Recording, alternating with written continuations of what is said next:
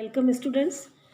मैं विश्वप्रभा गुप्ता, सह आचार्य अर्थशास्त्र, राजकीय डूंगर महाविद्यालय बीकानेर, राजस्थान से BA part second economics paper first macro economics की क्लास में हमारा टॉपिक चल रहा है the concept of multiplier part 4 गुणक की अवधारणा।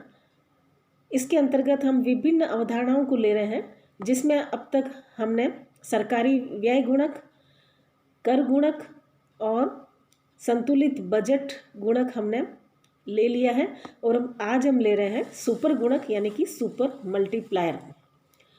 सुपर मल्टीप्लायर की धारणा अधिक जटिल है किंतु व्यवहारिक भी है।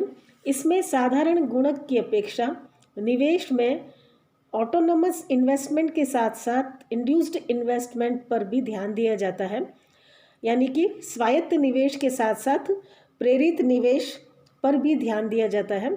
और संतुलन की स्थिति में इक्वेशन हमारी आई की होती है y is equal to C plus I plus G, जहाँ पर C A plus B Y के बराबर है जो भोग फलन को दर्शाता है, आई जो आई ए प्लस ई वाई यानी कि autonomous investment and induced investment दोनों को शामिल करता है जो कि निवेश फलन को दर्शाता है, और जी सरकारी व्यय को बताता है।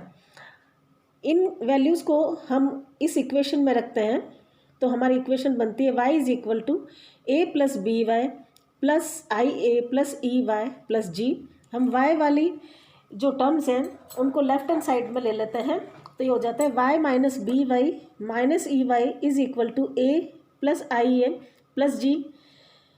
y कॉमन ले लेते हैं तो ये हो जाता है 1 माइनस बी माइनस ई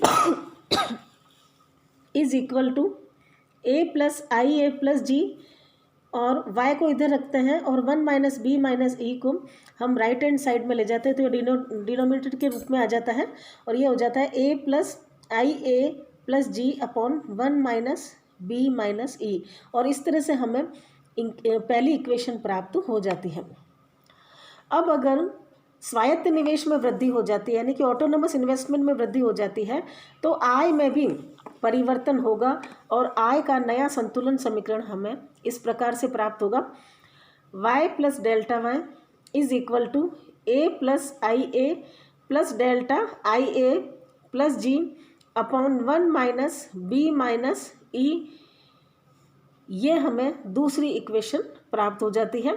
अब इक्वेशन सेकंड में से हम इक्वेशन फर्स्ट को घटा देते हैं तो यह होगा y plus delta Y minus Y is equal to A plus I A plus delta I A plus G upon 1 minus B minus E minus A plus I A plus G upon 1 minus B minus ई।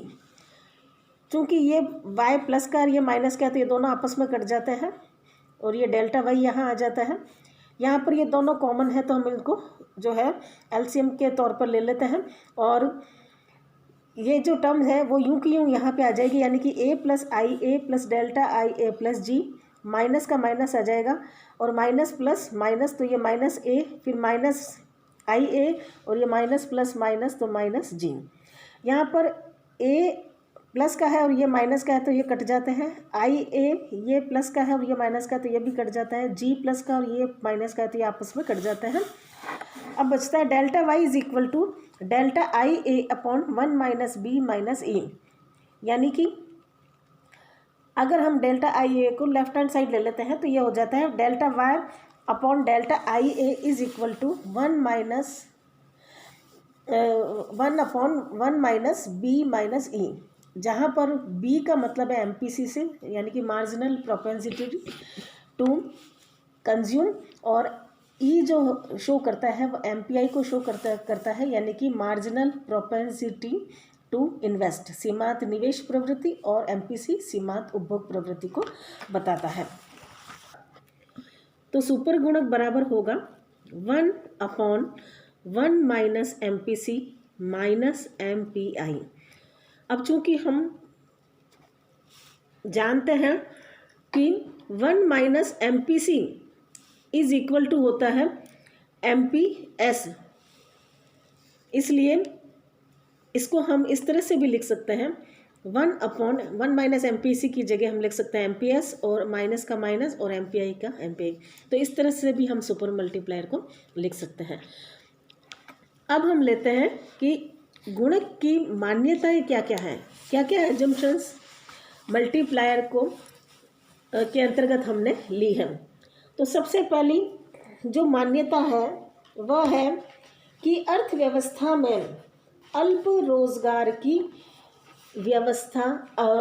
अवस्था मानी गई है, जो पूर्ण रोजगार से कम की अवस्था को बताती है। अतः स्वायत्त निवेश बढ़ने पर उत्पादन, आय, उपभोग तथा रोजगार में वृद्धि होती है।